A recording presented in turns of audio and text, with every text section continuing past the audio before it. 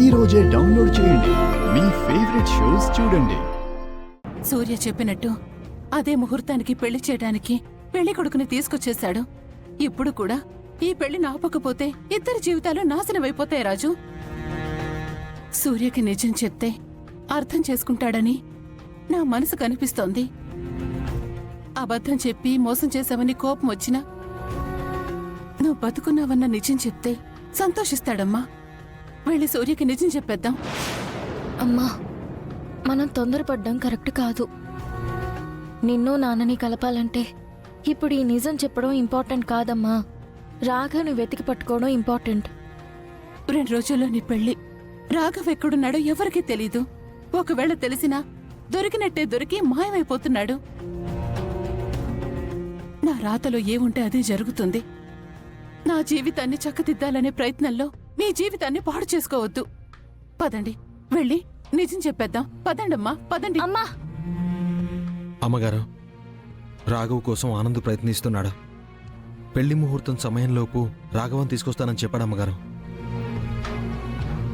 పెళ్లి ముహూర్తానికి ఇంకా సమయం ఉంది కాబట్టి మనం వెయిట్ చేద్దాం. అన్న చెప్పింది కూడా కరెక్టే కదా అమ్మగారు. ఏది కరెక్టు మందారం? ఇప్పుడైతే ఇంట్లో మనం మాత్రమే ఉన్నాం. అదే రేపు పెళ్లిలో ఎంతమంది ఉంటారు?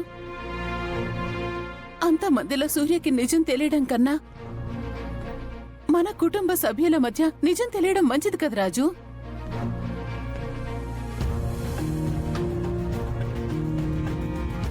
ఒక పని చేద్దాం అమ్మగారు. ఏంటి రాజు? మనం ఎప్పుడు పెద్దయ్య గారికి నిజం తెలిస్తే ఏమైపోతుందో అని ఆలోచిస్తున్నాం గాని వస్తున్న పెళ్లికొడుకు గురించి గాని కీర్తి గురించి గాని ఆలోచించట్లేదు.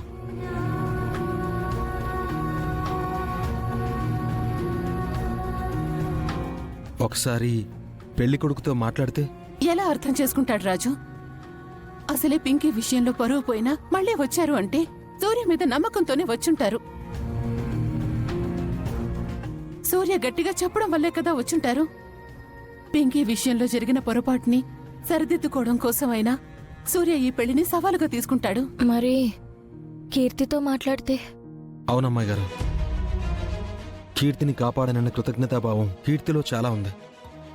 ఇప్పుడే వెళ్ళి నా సిచ్యువేషన్ చెప్పుకుంటే హెల్ప్ అవుతుందని నాకు నమ్మకం ఉంది. అవును రాజు, కీర్తి ఎలాగో అనాదే కాబట్టి ఇంకేదైనా మంచి సంబంధం చూసి చేస్తాం. అన్నిట్లోనూ నీ వెనక మేముంటామని భరోసా ఇస్తే ఖచ్చితంగా ఒప్పుకుంటుందేమో అనిపిస్తుంది. ఒకవేళ ఒప్పుకోకపోతే ఏం చేద్దామమ్మా? ముందు ఒప్పించే ప్రయత్నం చేద్దామమ్మా. రాజు, నువ్వు వెళ్ళి కీర్తితో మాట్లాడు. నేను వెళ్ళి ఆ చైతన్యతో మాట్లాడతాను. అలాగే అమ్మాయి గారు, పద.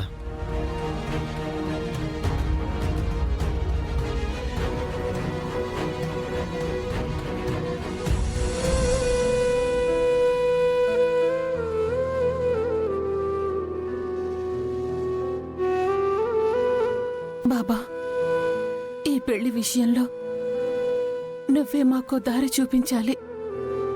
వాళ్ళిద్దరిలో ఎవరో ఒకరు ఒప్పుకునేలా చేస్తే చాలు బాబా.